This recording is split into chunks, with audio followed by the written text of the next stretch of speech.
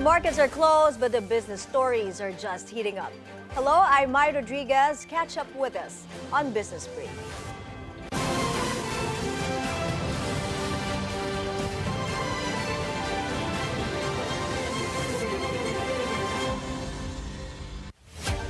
Asian shares mostly slipped, tracking Wall Street as political uncertainty in Japan leaves traders cautious on the Tokyo Stock Exchange. The future of Japanese Prime Minister Shigeru Ishiba remains in doubt.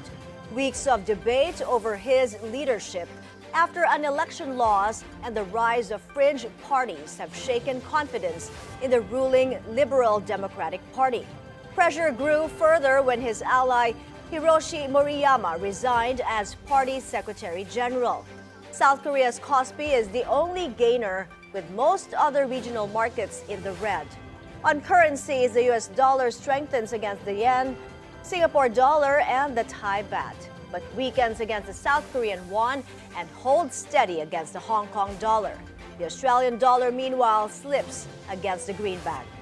In commodities, gold edges up 0.1%, while oil is trading mixed. In crypto, Bitcoin holds flat and Ethereum rises 0.2%. Senators grill Budget Secretary Amena Pangandaman after they discovered questionable entries in the 2026 budget. Senator Erwin Tulfo found duplicated items related to flood control projects, while Senator Panfilo Lacson cited more than 50 billion pesos worth of budget insertions that lack details. Senate Finance Committee Chairman Sherwin Gatchalian also found so-called red flags, including projects that had budget allocations in 2025. Pangandaman explained that the DPWH was the source of the project proposals and that it was already outside her department's mandate to check all the projects.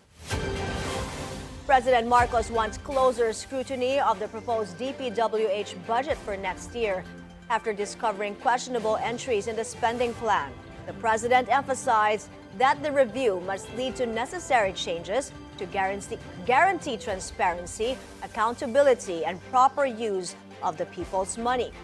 He also wants to make sure that resources are directed toward infrastructure projects that genuinely serve and benefit the Filipino people. The Philippine Contractors Accreditation Board, or PCAB, revokes the licenses of 9 companies owned or controlled by Sara Discaya. In its resolution, PCAB says continued accreditation of these firms harms public interest and transparency in government procurement. The board says Discaya's admission of control over the companies influences the outcome of public bidding and manipulates results. PCAB Executive Director Herbert Matienzo says the board believes Discaya violated contractor license and procurement laws by having multiple firms bid for the same projects.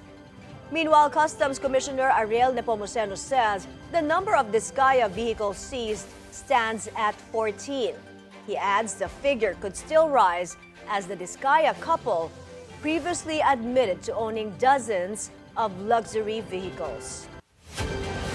The Customs Bureau has given government contractors and Sara Discaya and Curly Discaya 15 days to submit complete import documents for dozens of luxury vehicles. This covers the 14 vehicles that were flagged and surrendered after the raid on their property.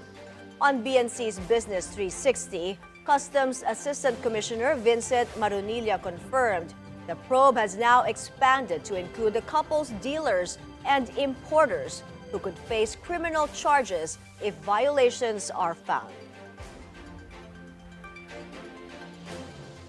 We will now begin our probe by looking into the records of the Bureau of Customs as against the submissions that are going to be made by the Discayas relative to the documents they have for these vehicles. When we receive the documents from them, if they're able to at least provide us their documents even before the 15-day period, then it's only about 5 to 10 days that the Bureau can actually verify this and have a conclusion on what the violations were or if there are any.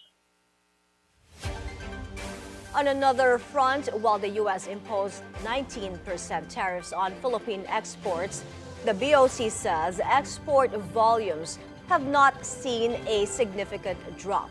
But it warns that could change in the coming months. Still, the agency remains confident it will hit or even exceed its full-year collection target of 958 billion pesos. For now, we're still looking into a consistent volume in terms of what we predicted for the year. Justice Secretary Jesus Crispin Remulla says the National Bureau of Investigation will be conducting its own investigation on allegedly anomalous flood control projects. Remulla plans to form a group of NBI operatives to do the probe and says they won't spare anyone who will be implicated in questionable projects. He says these individuals will soon be placed on the Immigration Bureau's watch list. Newly appointed Public Works Secretary Vince Dizon is drawing a line on bidding abuses, warning that companies owned by a single family should not be allowed to compete for the same government project. This comes after businesswoman Sara Discaya admitted during a Senate hearing that all 9 of her construction firms submitted bids for a single project. On BNC's On Point, Dizon slammed what he calls collusion. He's now pushing for a temporary suspension of bidding in flood control projects, an area already marred by allegations of overpricing and ghost contracts.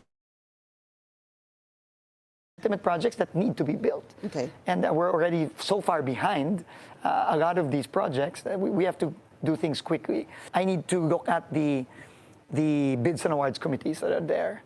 Ilan ba sila? No, sino ba sila? That's very important. Very important. No, very important. Yung back. And ano yung proseso? No? Ano yung proseso nila dyan? No? Well, I have to find that out. So we have to pause, we have to review, and if we see something that we feel is not right, we have to revise those procedures. Finance Secretary Recto says questionable flood control projects may have robbed the economy of as much as 119 billion pesos. Speaking at the Senate Development Budget Coordination Committee briefing, Recto showed data that so-called ghost projects drained 118.5 billion pesos from 2023 to 2025. These funds, he says, could have created 266,000 jobs.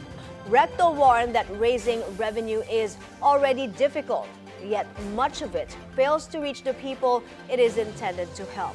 He adds he fully supports President Marcos's directive National Expenditure Program. We're taking a short break. More business stories are up next. You're watching Business Brief.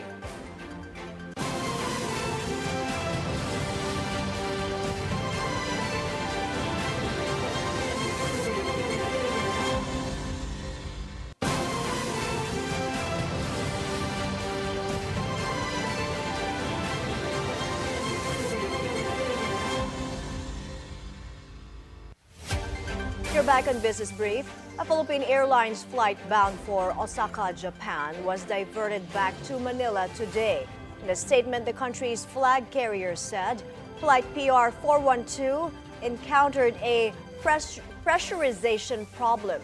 In accordance with safety protocols, the flight crew initiated a descent and declared an emergency as a precautionary measure. The issue was eventually resolved. All 191 passengers and 8 crew members have safely disembarked. PAL's ground operations team is providing full assistance to affected passengers, including rebooking their flight. Stock markets across Southeast Asia are buzzing with activity, but the Philippines is clearly missing out. The Securities and Exchange Commission admits the local bourse has stalled and says reforms are needed to bring back investors. Sujin Kim joins us on the line for the details. Sujin, go ahead. Yes, Mai, the Philippines, once proudly known as the first stock exchange in Asia, now finds itself trailing behind the rest of the region. Monthly trading activity remains stuck at just 3.2 billion US dollars, far below its neighbors and dead last among major ASEAN markets. It is very unfortunate that Vietnam is already overtaken us. In stark contrast, Vietnam has surged to the top with 34 billion US dollars, followed by Thailand at 27 billion and Singapore at 26 billion. Despite the relative stability of the Philippine Stock Exchange Index, which has been confined to a narrow range between 6,000 and 6,500, there's been little sign of upward momentum. We have stagnated at that figure. Regulators have pointed to an unlikely rival for investor attention: online gambling. Compared to the lengthy process of opening a brokerage account, gambling has been made seamlessly accessible. Ang kompetensya ngayon ng investment sa stock market is gambling. The gambling sector is actually competing and actually beating the stock exchange. Kasi sa stock exchange, you have to establish an account. According to the Securities and Exchange Commission, this has diverted significant capital away from the stock market. He adds that the banning of gambling in e-wallets is necessary to shift financial activity back toward capital markets. Beyond this, the SEC is pushing a series of reforms aimed at reinvigorating the country's equity market. One proposal is to list revenue-generating government-owned and controlled corporations on the Philippine Stock Exchange, a move that could widen market participation and help boost liquidity. Alongside this, the Commission plans to strictly enforce the 20% public float requirement to increase free-floating shares available to investors, and to mandate that at least 20% of corporate boards be independent directors. The SEC is also preparing to enforce a 9-year term limit for independent directors by 2026. Until now, companies were able to evade the rule under a comply or explain framework. I think by 2026, wala na yung explain. It will just be comply with the term limit of 9 years. Regulators are counting on structural reforms to restore market confidence and recapture the interest of both domestic and foreign investors. And those are latest updates from Pasay City. Back to you, Mai. Thanks for that report, Sujin Kim. Manuel Pangilinan is in talks to acquire Manny Villar's troubled prime water infrastructure, a move that could shape the future of the Philippine water sector. Pangilinan's Metro Pacific Water, a subsidiary of Metro Pacific Investments Corporation, is said to be eyeing full control of the company, which serves over 1.7 million households. Several other groups are interested, as Prime Water has been racked by complaints of poor service and political pressure on Villar to divest. The acquisition would expand the MPIC's water sector footprint, already established through Maynilad, and could improve service reliability. We're taking another breather, a look at how Philippine shares did today when we return. Stay tuned.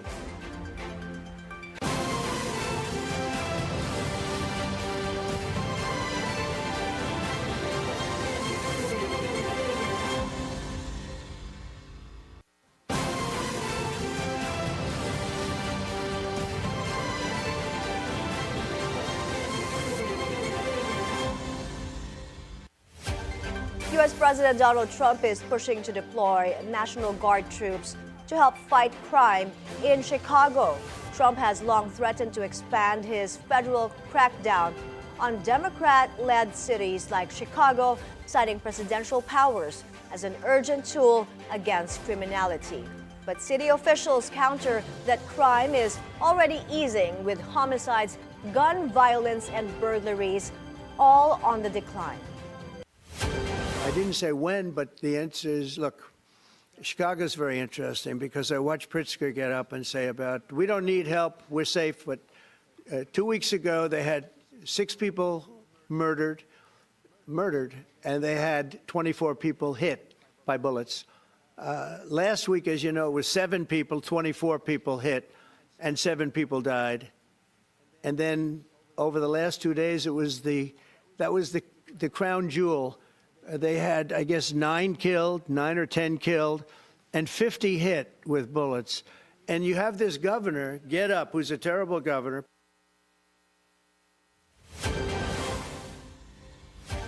Alphabet's Google has been ordered to share data with rivals, a move aimed at opening up competition in online search. The decision came Tuesday from a U.S. district judge who also rejected prosecutors' efforts to force Google to sell off its popular Chrome browser. Google CEO Sundar Pichai has warned that data sharing requirements sought by the Justice Department could allow competitors to reverse engineer its technology.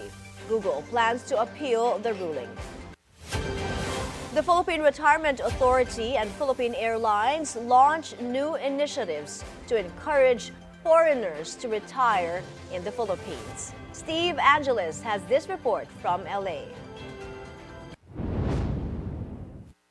With the Philippines known for its tourist destinations, hospitality, and a high dollar to peso exchange rate, the Philippine Retirement Authority is continuing to push the special resident retirees visa to potential retirees in the United States. The SRRV, which allows multiple entry and indefinite stays, includes many perks like exemptions from travel and custom taxes and certain visas. It also allows for dependents. The SRRV, or the Special Resident Retirees Visa, is the one that brings nexus to tourism and retirement migration. So it puts reason for many foreign nationals, including former Filipinos, to be coming back and have pursuit of more and longer motivations to stay. There are those who are not so lucky to be eligible for dual citizenship, but still would want to stay and live in the Philippines. Some former Filipinos, spouses of other nationalities, they have all expressed great interest in seeing what our country has to offer.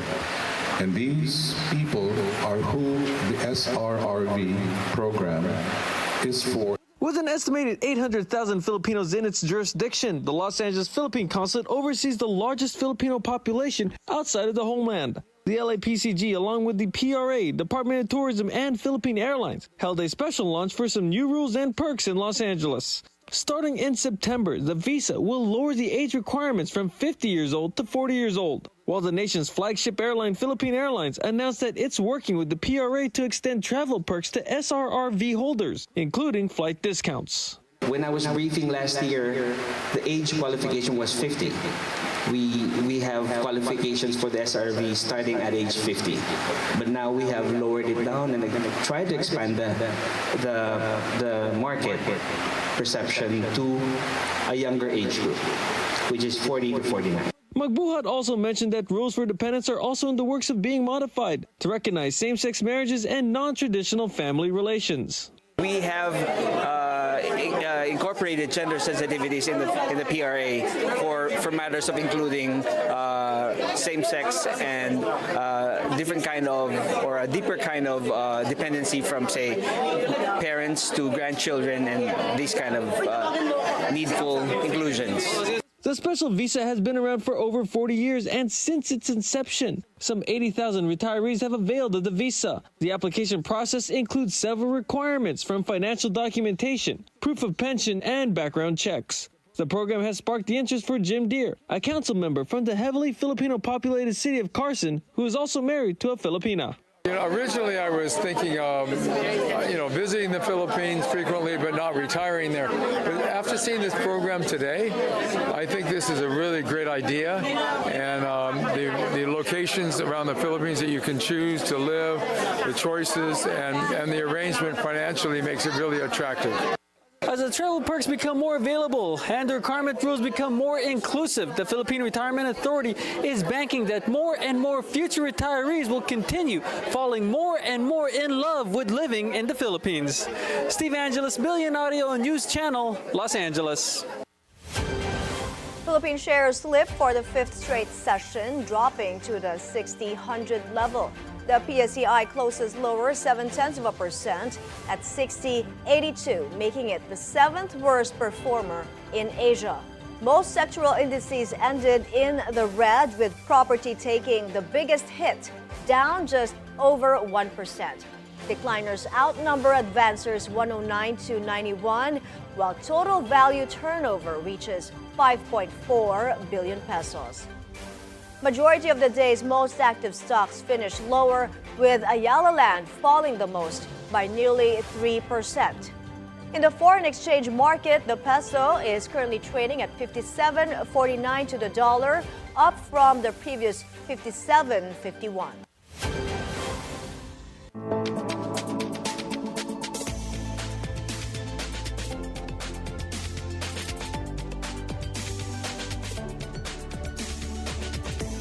That's a wrap for today's Business Brief. I'm Mai Rodriguez. Join us again tomorrow as we bring you the stories that help you plan your next big, bold moves in business. Only here on the Bilyonaryo News Channel. I'll see you then.